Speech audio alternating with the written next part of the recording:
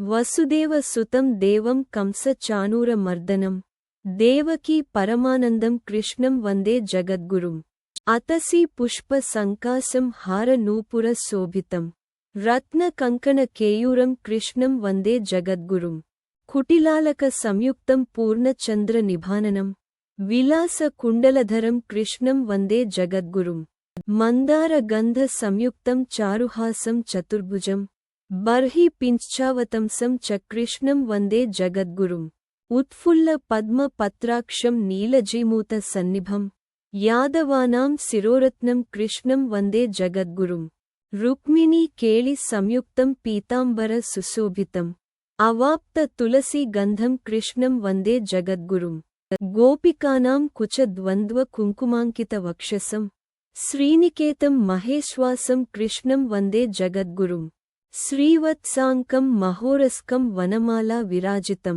శంఖ చక్రధరం దేవం కృష్ణం వందే జగద్గురుం ఫలశ్రుతి కృష్ణాష్టకమిదం పుణ్యం ప్రాతరుత్థాయ యః పఠేత్ కోటిజన్మ కృతం పాపం స్మరణేన వినశ్యతి అర్థం సారాంశం ఈ పవిత్రమైన శ్రీకృష్ణాష్టకాన్ని ప్రతిరోజూ భక్తితో పఠించినవారి పాపాలు నశించి శ్రీకృష్ణ కృపతో భక్తి శాంతి ఆనందం లభిస్తాయి. శ్రీకృష్ణాష్టకం అనేది శ్రీమహావిష్ణువుని అవతారమైన శ్రీకృష్ణ పరమాత్మను స్తుతిస్తూ రచించబడిన 8 శ్లోకాలతో కూడిన పవిత్రమైన స్తోత్రం.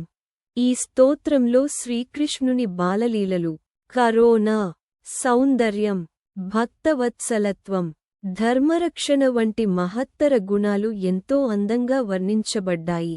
మాఖన్ చోర్గా వెన్నదొంగిలించడం, మురళీగానం, గోవర్ధనగిరి ధారణ, కంస సంహారం వంటి లీలలు ఇందులో స్మరించబడతాయి. శ్రీకృష్ణాష్టకం పఠన ఫలాలు: భక్తి, ప్రేమ, ఆత్మానందం పెరుగుతాయి. భయం, దుఃఖం, మానసిక ఆందోళనలు తొలగుతాయి. కుటుంబంలో శాంతి, సౌఖ్యం కలుగుతుంది.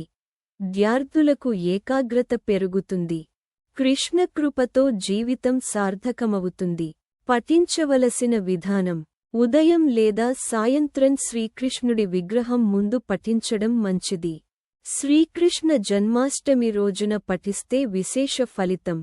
తులసి దళాలు, దీపం, నైవేద్యం సమర్పించి పఠిస్తే మరింత శుభప్రదం.